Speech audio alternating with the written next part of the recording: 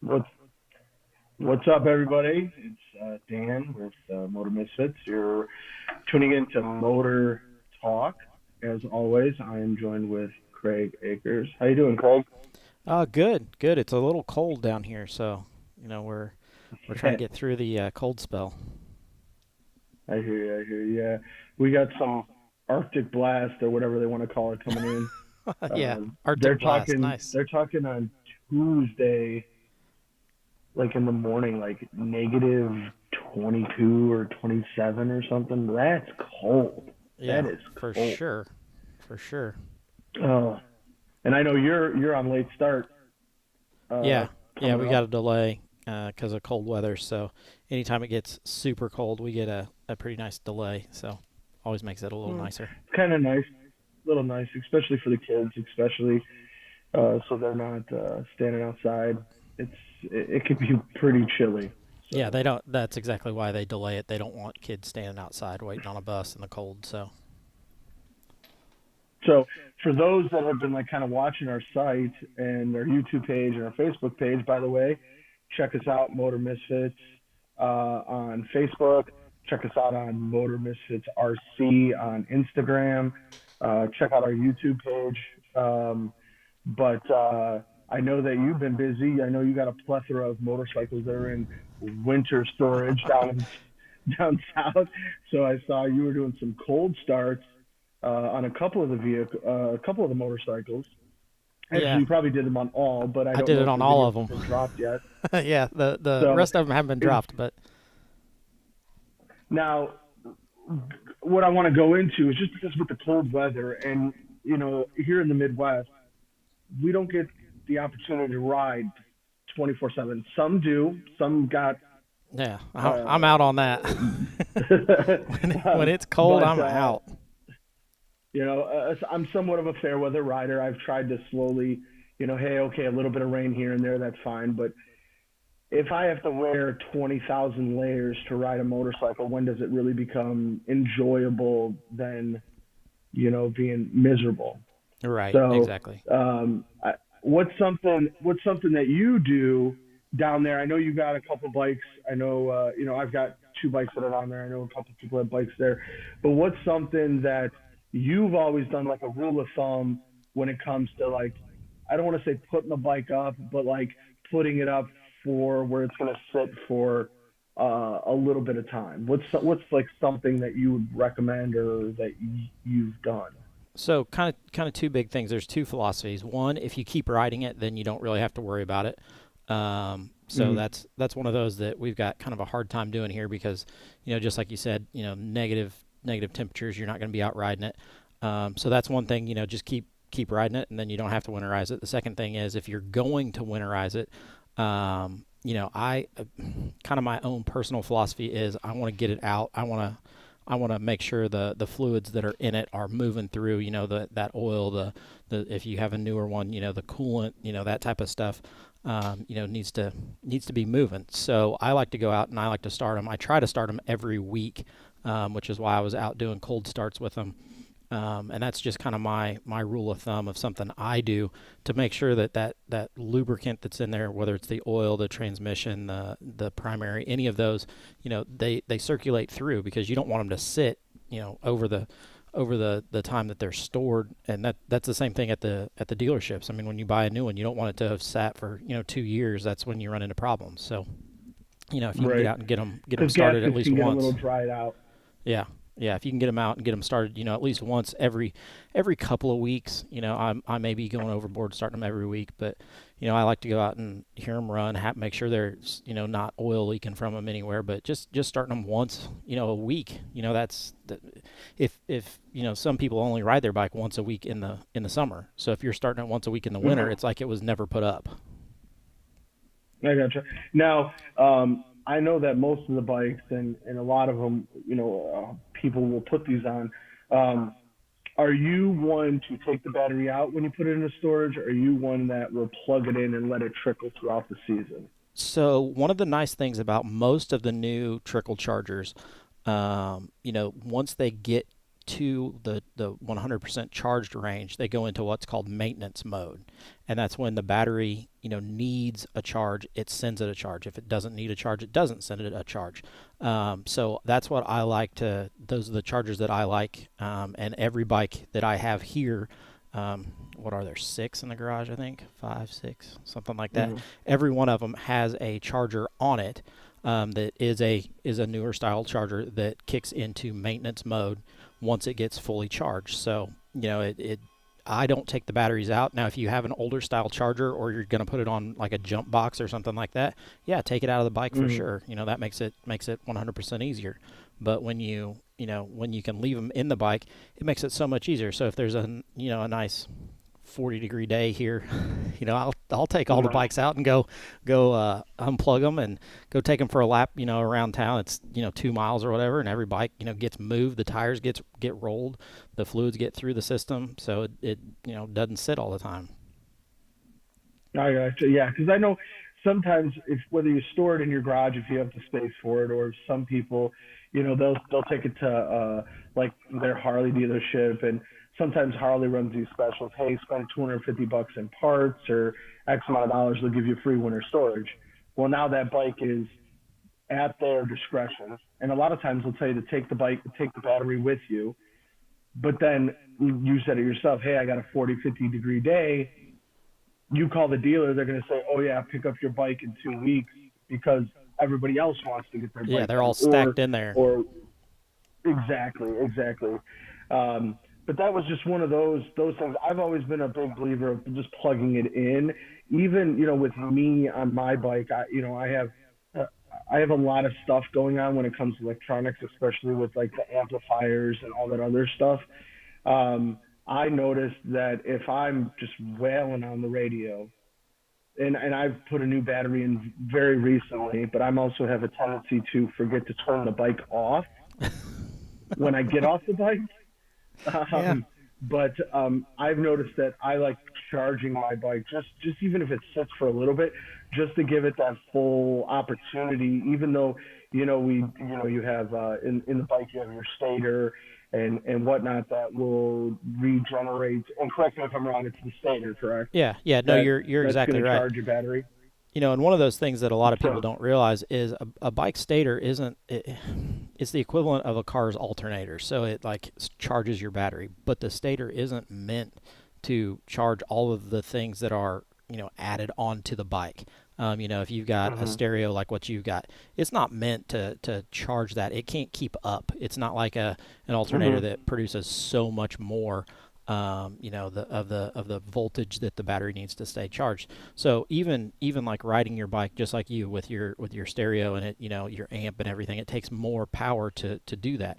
Now, is it going to drain your battery completely? No, but if you've got that radio cranked up and it's trying to charge, and it'll keep up well enough for a day or a week or whatever. But just plugging it in at night gets it back to that 100%, so it's fully charged every time you right. go out and jump on it. Yeah, I've noticed, and in the '03, I've actually uh, fried the stator on that, and that's been replaced to a heavier duty um, stator that was put on there. But if you look at my '03 compared to the 2014, you can see um, the the difference in technology. Look at the '03, look at the saddlebag. One of my saddlebags has a big old car amplifier that's sitting in the side, where the newer bike has smaller amplifiers that are sitting within the fairing that are probably drawing a little bit less. I mean, the same amount of amperage and power and whatnot, but it's doing it more intelligently. So that's why I've noticed that with the new setup, that my battery, I haven't had those issues where, hey, can you push start me or jump start me or whatever. Plus, having that plug, going back to that plug, taking your seat off when you got a tour pack or a sissy bar Your or bike's whatever terrible, is a man. pain in the butt, because you got to like, especially when you got the thick seat, you got to pull that thing and Yeah. lift the the little like leather piece, and the screw is like that big, and I've got fat chubby fingers, so it's very difficult to get it in there. But So I got a great um, story for those of you listening. Dan brought his bike down and left it with me for a little while to do some stuff. I forget what even we were doing. Maybe lights or something. I think was your something. rear lights, your little It panel it lights, was the rear. It was the rear lights and something. something else. I can't Something remember, but else. But yes, I had to get under his seat, like to his where his battery is, and I fought that thing for like 25 minutes, and finally I just called him and I was like, "Hey, how do you even get this thing off?" And he's like, "Oh, you got to reach down in here with some channel locks and like squeak because he has a backrest on his front seat, so he's got a backrest there that he can lean against. So he said you got to reach down in here with channel locks and like squeeze it together and get it out." And I was like, "Man, that's a whole lot of work." So I ended up taking the oh, backrest I didn't even apart. mention that. I took the backrest apart so that I could slide the seat over the backrest to get it off because I tried and I couldn't get it out of there. So, you're right. With those plugs that come off the side that you can plug in and charge your battery, that's a big one. But what a lot of people don't realize is those same plugs are what work like heated gear or anything like that. You can plug straight into that because that is a 12-volt from your battery straight out. So if you got heated gear, heated gloves, heated pants, all that stuff hooks together, and then you just plug straight into that Oh, same I did same not know plug. that. That's an interesting tip. Yeah. I didn't know that. Now, I always thought that you have to run something else. yeah, no. Now, if you've got a 24 or newer, they have a secondary plug that's already under your seat that plugs straight into that heated gear. And they've got I two of them, gotcha. one for the driver and one for the passenger. So if you've got a newer bike, a 24 or newer, they actually wired in a secondary wire for the heated gear. But that one that is run Interesting. down, you can plug straight in. It takes a little adapter or whatever, but you can plug straight into that and get your power for your heated gear. I gotcha. Now, I know we were talking about heated gear and stuff and whatnot. Do you have any heated gear? Do you carry any heated gear in your bike, or do you put some gear? I know you don't even have a rain gear, Yeah, but I know you so wear chaps. so So I double it up, man. My chaps and my leather jacket double as my rain gear. So it's my heated gear and my rain gear all together. I have a big, I guess you would call it big, a big leather jacket. It's actually part leather, part Kevlar, and it will flat out roast you out. Now, it's not a heated gear, anything that you plug in or whatever, hmm but it just retains the heat inside it so much that it has to be really cold. I rode probably the better part of 150 miles in 30-degree weather. I mean, it was snowing, and I was in that coat and my chaps, and I was as warm as could be. A full face helmet with the big coat and the chaps and gloves, and I was just fine. Now, do I want to I do mean, that again? let's No. be real. Let's be real. I mean, the bike puts off a lot of heat. Yeah. I'm sure we've all kissed the side of the exhaust coming on the side, or we all have the heat guards or whatever, and it becomes unbearable sometimes. But I will say one thing that I miss on the '03, which I had, but I changed the grips. I love my heated grips on my Yeah. 14. It could just be a little chill Just in a the air, little, or it just could be a takes little the chilly. takes the edge off. It just takes it off. And man, one like you'll be riding and you'll be like, I wear gloves. You see me wear gloves all the time, and I'll be like, man, my gloves are so hot. I have to turn them down, or somebody will walk by. I'm not going to mention any names, but it could be you or somebody else. Yeah. Will Yeah, I'm go and known to be do like, this. oh, I'm going to turn that bad boy up to 7 when it's Yeah. 95 degrees outside, and we're sitting there like, oh my god, why are my hands so hot? Yeah, I'm good. I'm good at So doing that along with seats. If you got a heated seat, I'm going to turn that thing on in the middle of summer just to make sure it's working for you. But yeah, or to lug into your or I'll go log into ahead. your colors and change your lights as you're going down the road too. So that's another Or great. Bluetooth, or Yeah, Bluetooth. Bluetooth Change the radio. to your radio. Hey, let's talk about that a little bit. So I've been doing some research on some stereos and things. And those of you who hmm don't know, Dan is a big stereo guy. He's got a guy by him, Gus, that does a lot of his stereo stuff with Throttle Out Audio. But there's I don't know if it's a new or a newer version of the SoundStream stereo that has come out, and we've always joked, how great would it be if we could have the same songs playing on both of our bikes because we're riding so close together. Mm-hmm. And the new SoundStream version 2 has it. You can jump from one to another radio and play the same song as long as one of them's in like player mode and the other one's in Within a listener certain mode. range. Yeah. Yeah, it's like 300 yards or 100 yards or something. So literally a Mm-hmm. football field as long as you're within a football field of each other, and usually we're within a door frame of each other. So Yeah, not even closer. Yeah, I've seen that. So they've seen it. I've seen it on the new SoundStream. And I have mixed reviews on the SoundStream. And like you said, I've talked to Gus a lot, and I still run the original head unit that came with it on the 2014. So I don't have the upgraded head unit and whatnot that has a better processor and all that other stuff. Um, so SoundStream has that new system. Like, I forget what they call it, concert mode or something. They yeah, have something. a proprietary name. Rockford Fosgate, which I'm not a big fan of their motorcycle stuff. I know Harley kind of shoves that, oh, you get the hog tunes and it's done by Rockford Fosgate. Yeah, I mean, my radio, and I've done it, and you've seen it. I mean, with the components that I have on it, I've made people literally rip out a $5,000 radio setup out of their bike, because they thought, oh, they had the cat's pajamas. And don't go on a name, go on what the yeah. What quality is. works? Um, yeah, the other one that I've been looking really really hard into is the SoundStream. I know Gus has talked about it. Um, in the quality and in the Apple Play. That's one thing that I wish that I had, that it was Yeah, so like just lightning fast. He's like, literally, you get on the bike and it's done, yeah, But maybe I'll reach out to Gus. Maybe we can get him on a show, and maybe he could talk a little bit about different things, and not necessarily get into pricing, but get into like, hey, what here's an works, and intermediate yeah, setup and whatnot. The one thing that, I don't want to make this about the audio and stuff when we get into that episode is, there's people that have trailer queens that bring their bikes to sound competitions. They don't yeah, ride and whatnot. There's people that ride and want to listen to music, and that's me.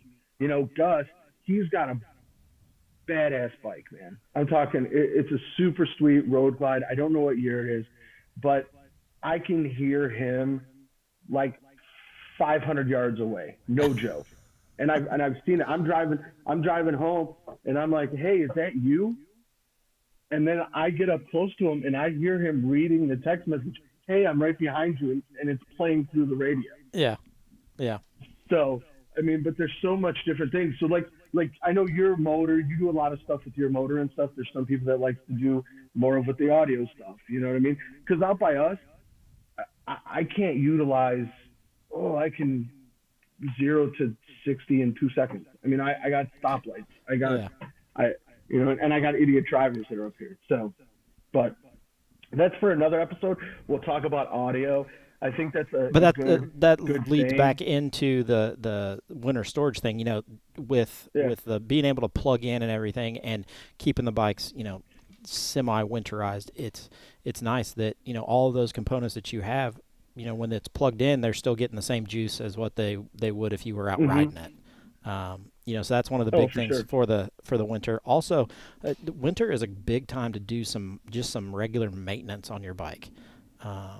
There's things that You you found put out off. about that quickly, didn't Yeah, you? you put that off all the time. You're like, oh, I'm not. I'll do that over the winter. I'll do that over the winter. I had brake pads that needed done, terribly bad. They were paper thin, and I'm not joking. I mean, if you if you want to see some paper thin brake pads, I've still got them because people aren't going to believe they were literally as thick as a piece of paper. I wore all the way through them. But you Um, actually uploaded that video as well. If people want to go yeah, check that out, yeah. it's actually live right now.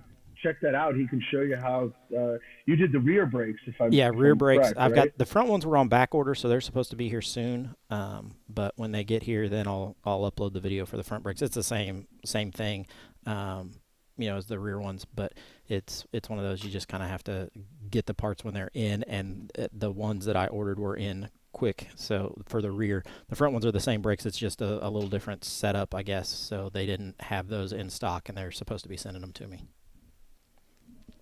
Very, very, very, very cool. Yeah, that's when it comes to bikes and maintenance and stuff, I know that it's very important to just double check a lot of that stuff because, Yeah, you and know, the basic oil changes, yeah, that those can be done, you know what I mean? But if you have a problem, it's better to know before it becomes too late. You know what yeah, I mean? yeah. Especially when it comes to your braking system. Like you found out, you had to replace the rotors, and then when you were Yeah. doing it, what did you find out? What did you find So, out when you took your tire off? so I took my tire off and I found out that my rotor was completely warped. Like it had a you could I don't know how deep it was. I mean, it was deep. You could feel it in like three or four places from where the brake pad was grabbing. My brake pads were completely shot, and then my wheel bearings were bad. I had two that had completely seized and weren't turning at all. So I ended up, replacing four wheel bearings in the back. Those of you that don't know, your touring bike actually has four. There's two on your wheel, and then there's two on your sprocket. And so had to replace all four of those along with the rotor and the brake pads. So it's just one of those, you get That's into it, you're like, oh, I need brakes, and it turns out you don't not only need brakes, you need brake pads, you need rotors, you need wheel bearings, you may need a tire. I mean, so you what know, about calipers? Now, do you have to? Were you able to salvage your calipers? Or did you yeah, have my to calipers my remove all? I calipers know were on fine. cars. Yeah, Yeah. yeah. My calipers were fine. My pistons were good. I got into them and really looked at them and really kind of dug around to make sure it was how it was supposed to be, and they all were, so that was good. But you can buy replacement. You can rebuild your calipers on your bike just like you can on a car. Get kits and fix the pistons and everything, or you can buy a whole new brake caliper too. So, I gotcha. I gotcha. but those are So those I are don't know if go ahead. those are some of the things that you can check real easy over the winter while you're storing your bike. If you got any type of jack, to get it kind of up off the ground, you can check your wheel bearings real easy just by shaking your back tire and your front tire. And if it's moving in there, that's not good. It shouldn't move side to side. It should spin, but it shouldn't move side to side. Right. That makes complete sense. So So with that, I don't know if let's leave something with the listeners or the viewers, if you want to say. Give me one thing to leave the viewers with, Craig. So one of the big things is don't put off regular maintenance. You think, oh, it's a bike. I only rode 1,000 miles last year. That maintenance, you still have to get in and you still have to look at those types of things. You still have to look at your oils, your fluids, your brakes, your tires. Some of the worst thing that you can do is just leave a bike sit. And if you're only riding, Hmm. 200 or 300 miles a year, that bike's sitting a lot. So don't let it sit, and make sure that you've stayed up on just that regular maintenance.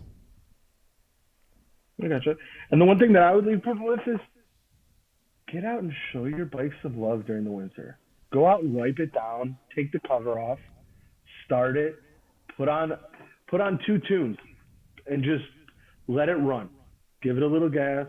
And then the other thing is make sure when you put your bike away for the winter, and I know we didn't really get into this, make sure you got enough gas because what's going to happen is you're going to do that 5 6 times over the winter, and you're going to be like, oh no, I don't have any gas in it. So now you have to find the gas can that doesn't have Anything 93 else in in it, it? Yeah. and you're gonna have to try to figure out where you can put it, whether you put it in the car or the lawnmower or the snow blower or whatever.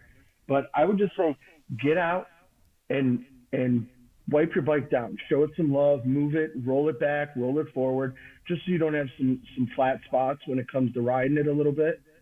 And that's what I would do. So Yeah, for sure, for sure. So with that, that's going to wrap up this episode. And like we said, every Tuesday we're going to try to do a Tuesday drop. So every Tuesday we'll be releasing new episodes. So those of you that are tuned in, you can catch a new one, next Tuesday. But we're always trying to drop new stuff, whether it's on our Facebook page, our Instagram, our YouTube. We're always dropping stuff along with our merchandise that's out there. So if you're looking for that, it's linked hmm to our Facebook page. You can find it there, the website with all of that. make sure you hit the subscribe, like, share Yeah. button if you're watching this video. even on Facebook. Every little bit helps. We're trying to, again, we're starting. We're still in the infancy stages. We're still crawling. As we start to grow and our content can grow, right now we're kind of stuck because of the weather and Yeah, whatnot. kind of So we're talking trying to heads. bring some organic. Exactly. So, but if you could do us a favor, hit that like button, hit that alert button, so that you know when it comes up. When the video gets uploaded, that there's a countdown timer, and just do that. Any little bit helps. And even if you could take one little grain of information from this, it's always helps. You're always learning. Yeah, for sure. So with that, we're going to go ahead and sign off for this one, and we will see you guys next week.